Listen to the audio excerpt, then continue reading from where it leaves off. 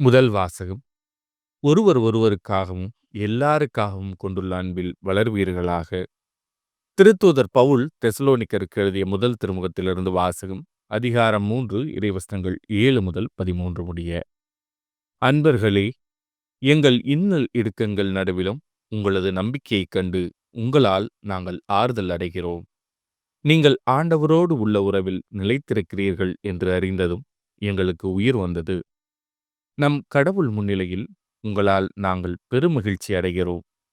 அதற்காக உங்கள் பொருட்டு எத்தகைய நன்றி அவருக்கு கைமாறாக காட்ட இயலும்.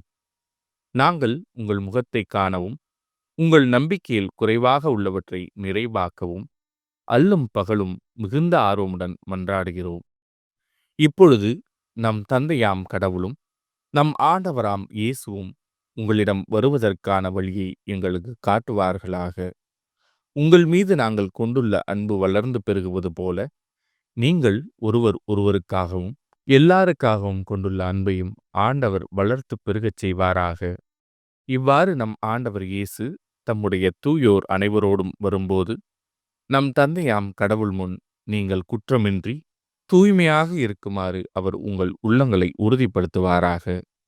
இது ஆண்டவரின் அருள்வாக்கு. இறைவா, உமக்கு நன்றி. பதிலுரை பாடல். உமது பேரன்பால் நிறைவழியும் நாங்கள் களி கூர்ந்து மகிழ்ந்திடுவோம். மனிதரை புழுதிக்கு திரும்பிடச் செய்கின்றீர். மானிடரை மீண்டும் புழுதியாகுங்கள் என்கிறீர். ஏனெனில் 1000 ஆண்டுகள் உம் பார்வையில் கடந்து போன நேற்றைய நாள் போலவும் இரவின் ஒரு சாமம் போலவும் உள்ளன. உமது பேரன்பால் நிறைவழியும் நாங்கள் களி கூர்ந்து மகிழ்ந்திடுவோம். எங்கள் வாழ்நாள்களை கணிக்க எங்களுக்கு கற்பியும். அப்பொழுது ஞானமிகு உள்ளத்தை பெற்றிடுவோம். ஆண்டவரே, திரும்பி வாரும். எத்தனை காலம் இந்நிலை?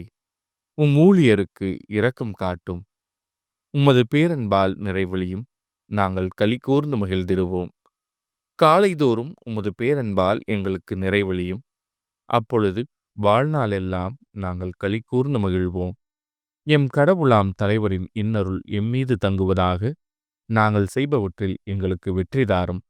ஆம், நாங்கள் செய்பவற்றில் வெற்றியருளும். உமது பேரன்பால் நிறைவழியும் நாங்கள் களி கூர்ந்து மகிழ்ந்திடுவோம். நற்செய்தி வாசகம். ஆயத்தமாயிருங்கள், நீங்கள் நினையாத நேரத்தில் மானிட மகன் வருவார். மத்தேயு எழுதிய தூய நற்செய்தியிலிருந்து வாசகம். அதிகாரம் 24 இறைவசனங்கள் 42 முதல் 51 முடிய. அக்காலத்தில் இயேசு தம் சீடரிடம் கூறியது: விழிப்பாயிருங்கள், ஏனெனில் உங்கள் ஆண்டவர் எந்த நாளில் வருவார் என உங்களுக்கு தெரியாது. இரவில் எந்த காவல் வேளையில் திருடன் வருவான் என்று வீட்டு உரிமையாளருக்கு தெரிந்திருந்தால் அவர் விழித்திருந்து தம் வீட்டில் கன்னமிட விடமாட்டார் என்பதை அறிவீர்கள்.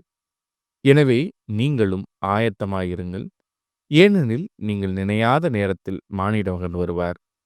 தம் வீட்டு வேலையாள்களுக்கு வேளா வேலை உணவு பரிமாற தலைவர் அமர்த்திய நம்பிக்கைக்கு உரியவரும் அறிவாளியுமான பணியாளர் யார்? தலைவர் வந்து பார்க்கும்போது தம் பணியை செய்து கொண்டிருப்பவரே அப்பணியாளர். அவர் பெயர் பெற்றவர். அவரை தம் உடைமைகளுக்கெல்லாம் அதிகாரியாக அமர்த்துவார் என உறுதியாக உங்களுக்கு சொல்கிறேன். அப்பணியால் பொல்லாதவனாயிருந்தால் தன் தலைவர் வர காலந்தாழ்த்துவார் என தம் உள்ளத்தில் சொல்லிக்கொண்டு தன் உடன்பணியாளரை அடிக்கவும் குடிகாரருடன் உண்ணவும் குடிக்கவும் தொடங்குவான். அப்பணியால் எதிர்பாராத நாளில் அறியாத நேரத்தில் அவனுடைய தலைவர் வருவார். அவர் அவனை கண்டந்துண்டமாய் வெட்டி வெளிவேடக்காரருக்கு உரிய இடத்திற்கு தள்ளுவார். அங்கே அழுகையும் அங்கலாய்ப்பும் இருக்கும். இது ஆண்டவரின் அருள்வாக்கு. கிறிஸ்துவே, உமக்கு புகழ்.